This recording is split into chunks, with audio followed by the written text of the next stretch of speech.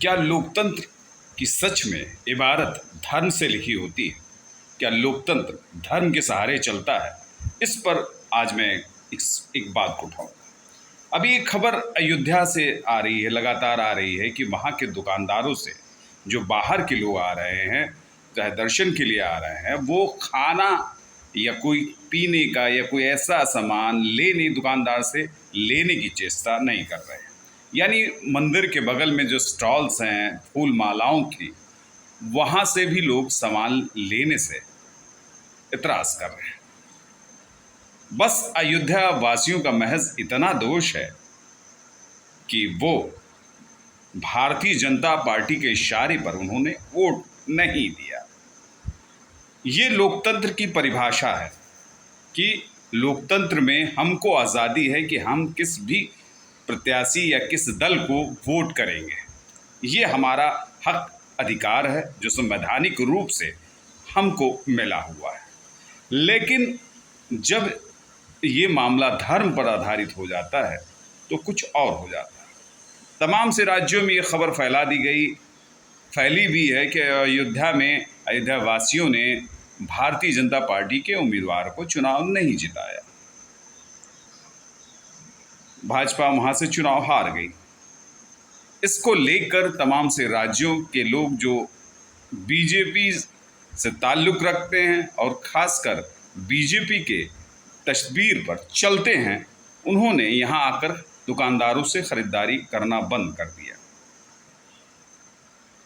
ये कितना गलत सवाल है, ये कितनी गलत बात है कि ठीक है कि अयोध्या में बीजेपी के नाते राम मंदिर बना, लेकिन बीजेपी का प्रत्याशी अगर ठीक नहीं होगा तो क्या ज़रूरी है कि अयोध्या वासी उसको वोट करेंगे?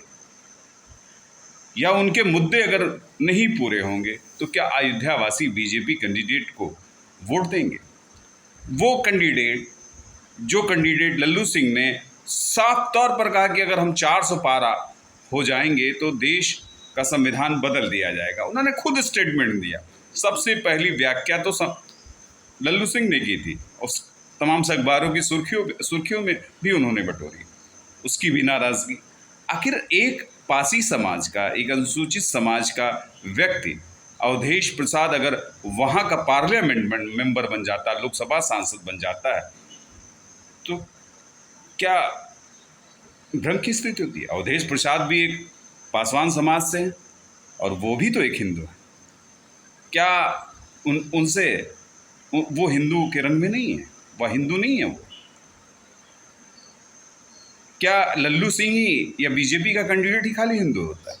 सवाल इस बात का है कि मॉरलिटी पर, संवेदनाओं पर देश को इस तरह से विचारों में डुबोने की कोशिश मत करिए।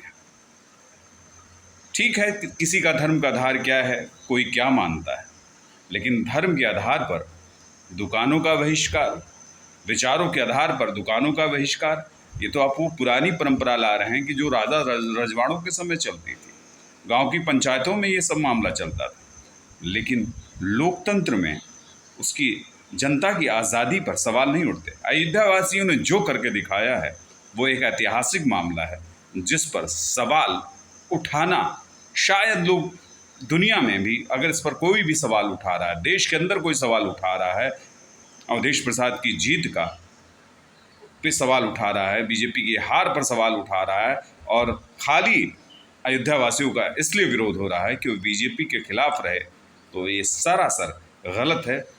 देश के उसूलों पर नहीं है, संविधान के उसूलों पर नहीं है, विचारों के उसूल पर नहीं है। लोकतंत्र ने हमें आज़ादी दी, लोकतंत्र ने हमें सत्ता दी, लोकतंत्र ने हमें कुछ कहने का अधिकार दिया, लोकतंत्र ने हमें मत देने का अधिकार दिया। इसलिए मत जहाँ भी प्रयोग किया कि आपके विकास कार्यों से शायद हम नहीं खुश हैं कि आप जिस विचारधारा से आप विकास कर रहे हैं, इसलिए हमने उसके खिलाफ वोट दिया। क्या अयोध्या इस तरह से ही बोलेगी?